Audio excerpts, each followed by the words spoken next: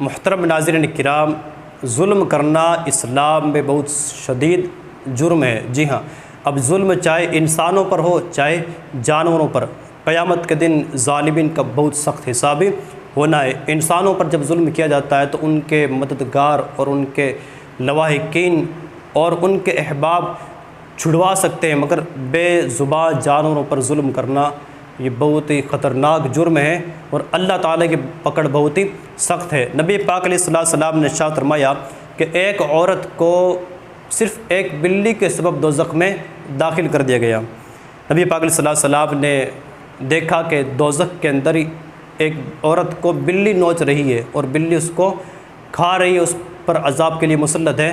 تو فرشتوں سے نبی پاک علیہ السلام نے دریافت فرمایا کہ اس عورت کے عذاب کا سبب کیا ہے؟ تو فرشتوں نے عرض کیا صلی اللہ، اس عورت نے ایک بلی کو باندھ رکھا تھا اور نہ اس کو کھلاتی نہ پلاتی، یہاں تک کہ وہ بھوکی پیاسی مر گئی۔